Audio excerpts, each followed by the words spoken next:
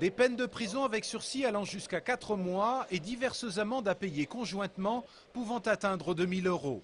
La sentence est tombée cet après-midi pour les 9 faucheurs d'OGM qui avaient comparu le 4 décembre dernier devant le tribunal correctionnel d'Angers. En septembre 2007, ces 9 personnes avaient participé à la destruction d'une dizaine d'hectares de maïs transgénique plantés à Charcé-Saint-Helier par la coopérative Terrena. Cet après-midi, c'était un sentiment d'incompréhension qui primait parmi les condamnés. C'est toujours un peu difficile de voir qu'on met beaucoup d'énergie, beaucoup d'énergie à essayer d'argumenter de façon constructive et qu'à la fin, le jugement, alors que le juge semblait très attentif, c'est comme si on avait été inexistant. 9 prévenus, 60 comparants, et c'est comme si on n'avait pas été là. Cet après-midi, les parties civiles étaient absentes lors du prononcé de ce jugement. De leur côté, les faucheurs d'OGM, qui étaient soutenus par quelques dizaines de manifestants, entendent bien poursuivre leur combat. Ce qui nous attend, c'est que les consommateurs, ils vont pouvoir manger des OGM et que la loi et la justice permettra ça. Moi, en tant qu'apiculteur, travaillant avec la nature, moi, ça a toujours été les lois de la nature qui ont eu priorité et je continuerai à me battre pour que les OGM ne puissent pas être implantés sur le terrain. Les 9 condamnés n'ont pas encore décidé s'ils feront appel ou non de cette décision du tribunal correctionnel d'Angers. 400 lycéens ont repris le chemin de la rue cet après-midi à Angers. La mobilisation a donc été décevante puisqu'ils avaient atteint le chiffre de 2000 manifestants avant les vacances de Noël. Les vacances, ça a fait beaucoup de mal à la manifestation. Malheureusement, après, ça donne une mauvaise vue sur les blocages d'avant. Beaucoup vont penser qu'on a fait ça juste pour avoir des vacances en plus, malheureusement. Mais bon, on va essayer de mobiliser le maximum de monde. Même si cette manifestation n'a pas attiré la foule espérée, ce n'était peut-être qu'un tour de chauffe en vue d'un mois de janvier très tendu dans l'éducation. On prépare la manifestation nationale du 17 janvier avec l'ensemble des parents, des organisations lycéennes, des organisations syndicales enseignantes.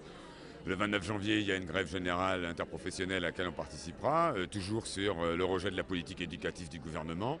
Les élèves du lycée Renoir qui bloquaient leur établissement depuis mardi ont quant à eux décidé de ne pas reconduire leur action pour l'instant. Les cours reprendront donc normalement dès demain matin.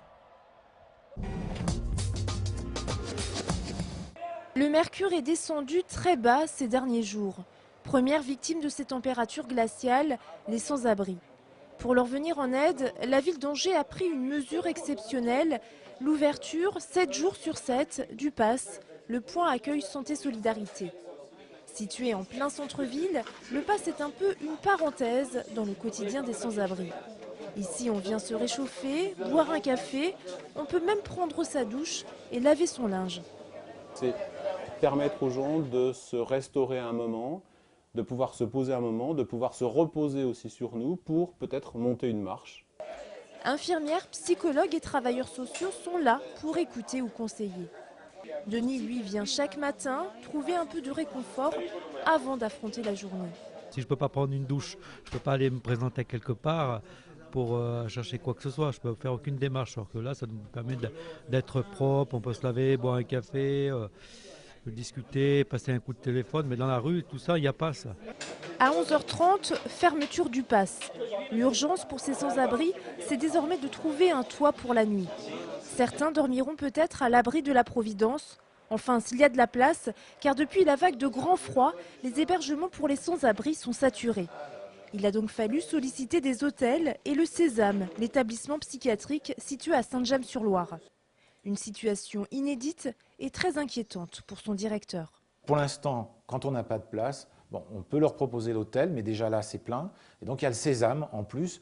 Mais entre nous, le Sésame, c'est une solution qui existe, qui a son intérêt, mais qui n'est pas très bien perçue par un certain nombre de sans-abri, voire de demandeurs d'asile, qui ont eu ou été plus ou moins soignés des fois dans les hôpitaux psychiatriques et qui n'ont pas envie d'y retourner, même en accueil d'urgence. Jean-François Fribault a alerté lundi soir le préfet du Maine-et-Loire. Marc Cabane s'est déplacé le lendemain pour prendre la mesure du problème. C'est officiel, le match Châteauroux-Angers est reporté. Initialement prévu vendredi soir, il ne pourra pas se jouer en raison d'un terrain gelé et de prévisions météo négatives. Le délégué de la Ligue de football professionnel a rendu sa décision ce jeudi après-midi, juste avant que l'équipe du SCO ne prenne son bus. C'était la meilleure décision pour préserver l'intégrité physique des joueurs, mais ce n'est pas la meilleure nouvelle puisque les joueurs ne reprendront la compétition que le 16 janvier, après un mois de coupure. Le pongiste de la vaillante tennis de table Jens Lundqvist va quitter Angers dès la fin de la saison. Il s'agit là d'un coup dur pour le club angevin, puisque le joueur suédois était une des pièces maîtresses de l'effectif. Le numéro 52 mondial a choisi de porter les couleurs du club de Brême en Allemagne la saison prochaine.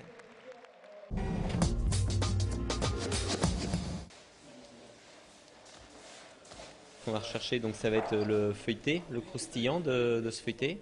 Ensuite, ça va être également le fondant en bouche. Le concours de galettes des rois. Voilà une très sérieuse affaire qui réunit chaque année un jury de professionnels dans les locaux de la Fédération des boulangers-pâtissiers.